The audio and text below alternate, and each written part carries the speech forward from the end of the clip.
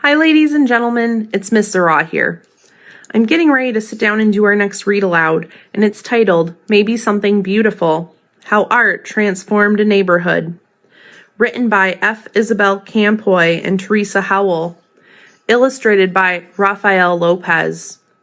And I'm going to share a secret with you. I bought this book because the cover looked interesting. I thought the title was intriguing. It captured my attention because why wouldn't you want to explore more about a story that says maybe something beautiful? I'm really excited to share this story with you because it's definitely going to be one of my favorites. Before we begin reading the story Maybe Something Beautiful, I wanted to go over some vocabulary terms that will help us better understand the story. So, decorate means to make something pretty or special. Gloom, when something feels dark and sad. Sparkling, making flashes of light.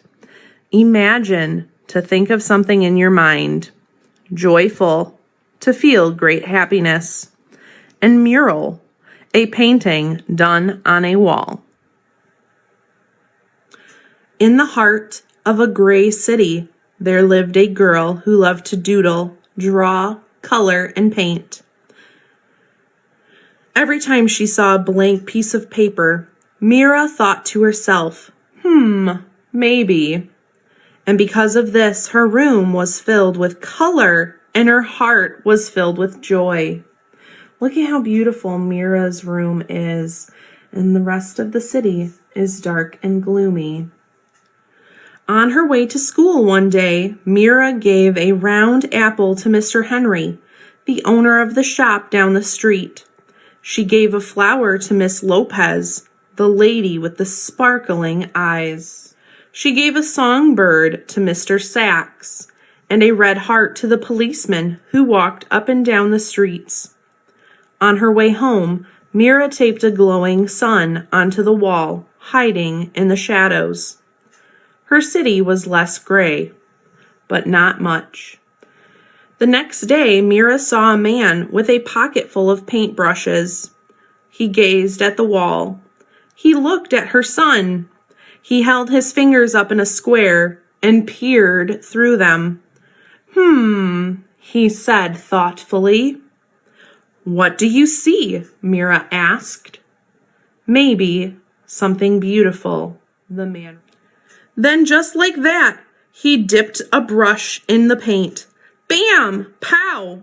The shadows scurried away. Sky blue cut through the gloom. The man's laughter was like a rainbow, spreading across the sky. Who are you? Mira asked. I'm an artist, he replied. A muralist. I paint on walls. I'm an artist too, she told him. He handed Mira a brush. Then come on. Mira dipped it in the loudest color she saw. Yowee! The wall lit up like sunshine. As the man drew pictures on the bricks, Mira added color, punch, and pizzazz. Soon Mr. Sachs joined in. Then others came. Everyone painted to the rhythm, salsa, merengue, bebop. Even Mira's mama painted and danced the cha-cha. The whole neighborhood became a giant block party until the policeman walked up. Excuse me, he said. The music stopped. Mira put her brush down. They were surely in trouble. The officer cleared his throat, then paused.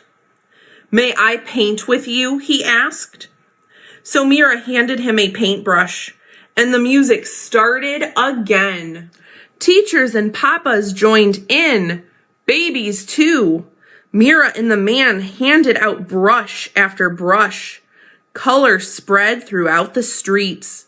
So did joy. Where Mira and the man went, art followed like the string of a kite. After they colored the walls, they painted utility boxes and benches. They decorated sidewalks with poetry and shine, and everyone danced.